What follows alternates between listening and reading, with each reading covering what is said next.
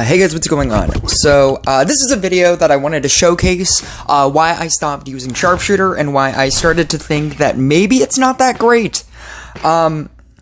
So, it's Technogenic Society this week. It might even be ending, like, really soon. And I didn't really make a video about this because I never really encountered this to this kind of extent. But I was playing essentially a mirror match. He's using Mermaid for no real reason. He's running Blooming Dash Blade Dancer with Sharpshooter instead of my Knight statue that I'm using. It's relatively... I think he has like 3,600 crit. I have 4,000 crit. And I have no idea. There's no reason for him to run Mermaid. I assume that maybe he's running Mermaid because he just invested in Mermaid, as opposed to anything else. But the reason why, and I don't necessarily know if I need to necessarily commentate over the course of this entire video, but essentially, a lot of people with Technogenic Society, they either do one of two things. Either one, they insert Sharpshooter or a Chemist as a support card, and then they just, like, wait for that to level up. I think, obviously, because of the video title, I think Chemist is the better option. But a lot of people think that adding Sharpshooter is just the better choice. And even without Technogenic Society, you can backtrace my videos. I used to use Sharpshooter as like one of the best options. In a couple of tier lists, I even specifically stated that it is one of the best like support cards. It's one of the best commons, epics, and rares that got a talent, because then you're able to stun your opponent through bosses. And if you want to, as soon as you get to double and triple bosses, that's when it starts to shine. You don't want to use Sharpshooter if you aren't getting to double bosses, because it won't matter. If you beat the boss quicker than your opponent and you stun them, yes, it can matter, but most people don't struggle with single bosses. And where it starts to compound is when you get to double and triple bosses, because if you stun if you are able to kill the boss quicker than your opponent and you're able to stun their entire field through the first boss effect will activate. They will get like dizzied by that. And then the second boss will happen, and then you could stun them through that, at which point the first boss will happen again, and then the second boss will happen, and then the third boss will come out, and then the third boss will happen. And this is all the reason, and it's good, and it's amazing. And against Mermaid opponents, now that Mermaid is becoming like much bigger of a thing, being able to field wipe all of the bubbles off of your opponent, especially with a playing against like a monk deck, where they're doing the monk build with Mermaid and Elimination and whatever. Being able to stun their entire monk field and get rid of all their bubbles during the waves, because every single time you're killing mini bosses as well, you are giving them you're stunning their field as well, and then that will get rid of all of the bubbles, so that when they get a boss round, you can stun their entire field, which is obviously incredibly detrimental to a monk deck, and then win like that.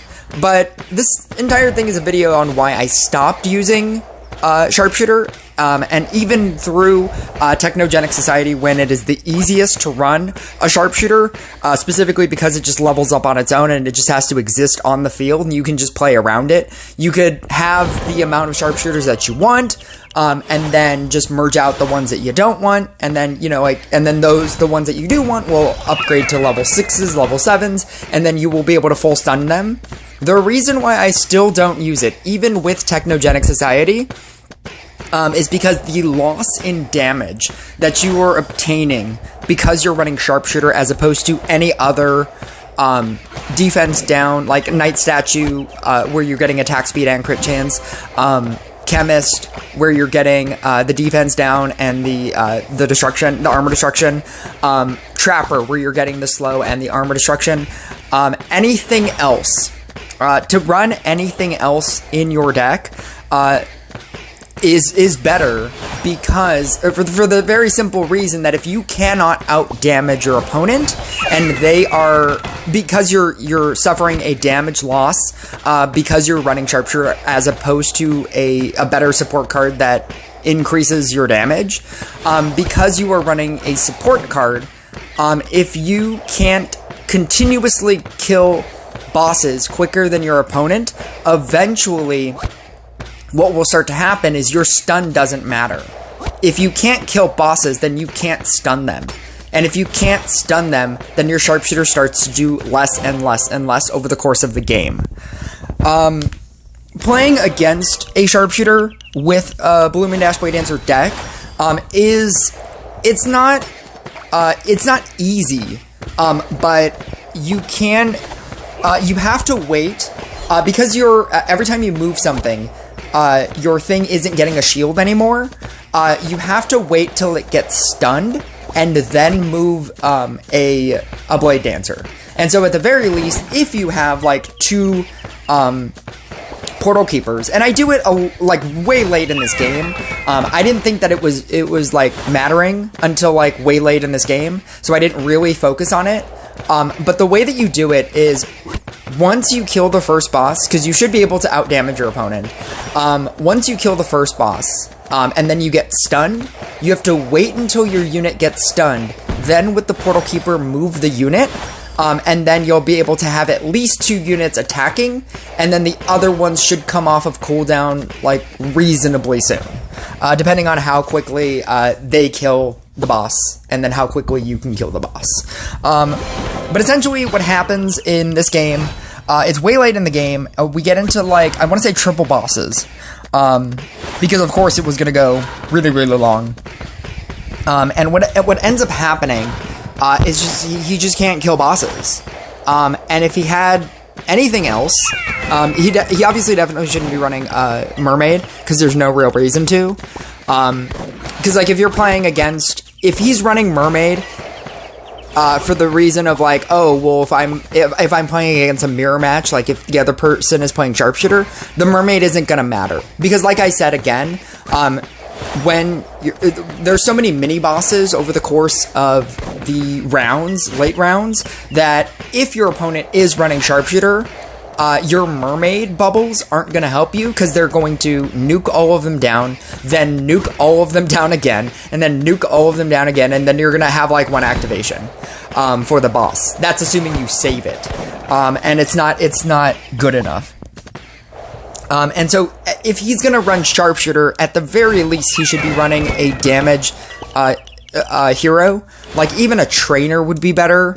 A J would be better. Literally anything would be better than the double protection of Mermaid and Portal Keeper in a Blue Moon Dash Blade Dancer deck. There was a part of me that assumed that maybe he was using the Mermaid because then he can save his Sharpshooters. So like if his Sharpshooter gets King Pudding or Dark Priested, but that's not really the reason why you're running Sharpshooter, so there's no reason why he should even be upgrading Sharpshooter in general. Upgrading as in mana upgrading. Because you're not using it for the damage. It does have damage, but you're using it for 2 things. You're using it for the stun shot and the aim shot. The aim shot is the attack increase, critical damage inflicted by any unit on the boss by 30%. So as soon as your Sharpshooter hits a boss, all of your units are dealing 30% more damage. That's not better than having a Chemist or a Trapper or a Knight Statue, but it is something. And so as a Sharpshooter player, I used to think, oh, like, this is this is the reason why this is also good, because you're getting the aim shot bonus, and you're getting stuns. But that 30% is not equivalent to just having a Knight Statue, or just having a Chemist, or just having a Trapper. Because if you're running against a mirror match, where they are doing the exact same thing that you are, they are going to win, because they can just out-damage you. And that's what the name of this game is. It's being able to out-damage your opponent. I was thinking about this yesterday, and I was thinking about, like, how there's so many bells and whistles with units nowadays. There's units that, like, If you do this, your unit levels up. If you do this, you'll get a counter. And that counter means that you will attack 2 targets instead of 1 target. And if you get a 3rd counter, you'll attack 3 targets or something. You know, like, they could keep adding all of these things, but essentially what it all comes down to is, does your unit deal more damage than your opponent's units? Because if you can deal 5 billion damage per hit, and your opponent, with all of its things, are dealing 100,000 per hit, and it's hitting 3 things, 3 targets, and it creates a charge on the field, and when the charge explodes, it deals an extra 5,000 damage. If you're not dealing 5 billion damage per hit, the person who's dealing 5 billion damage per hit is going to win. And it doesn't matter how many charge counters you have. It doesn't matter how cool the thing that you... Like, look at Crystalmancer. Crystalmancer looks so cool. Like, it is doing so many things, except for the one thing that it needs, which is to level up its damage. It's to increase its damage over the course of the game. And if you can't increase your damage over the course of the game, if you can't increase your damage to where you are outpacing your opponent, who is dealing 5 billion damage per hit, per bullet, right? Per lightning strike, if you can't deal that damage, then you're just gonna lose. And I'm not saying, you know, this is hyperbole, like, I'm not saying that, you know, there's a unit that deals 5 billion damage per hit, but I'm just saying, if your opponent had a unit, a singular unit, that did 5 billion damage per hit, what do you think your goal is? Is it to get, like, a bunch of charge counters on your thing, so you have 1,000 charge counters and you're dealing 100,000 per hit? Like, and you have 1,000 counters, and that makes your unit better? It doesn't. Because if you can't, if your number is not bigger than your opponent's number, for whatever reason, because they have better crit, because they have better equipment, because they have a better unit. If they just had a base archer unit that did 5 billion damage per hit, you would lose. Because 5 billion damage will get them so far in this game that you cannot outpace that. And even if their unit does, if it was just a plain archer, just a level, you know, a level 1 archer that did 5 billion damage per hit, you'd never be able to beat that. Like, your unit would take so long to upgrade over the course of the game, if it even upgraded at all, to outpace that 5 billion damage. Because that is the only way you will start winning, is if either they do less or you do more. And for the most part, it's very difficult for you to make them do less damage. With so much cleanse in this game, with Mermaid in this game, with all of these different things, it's so difficult for you to deal that much damage. And so the name of this game is damage. And if you simply cannot out-damage your opponent, this is what happens.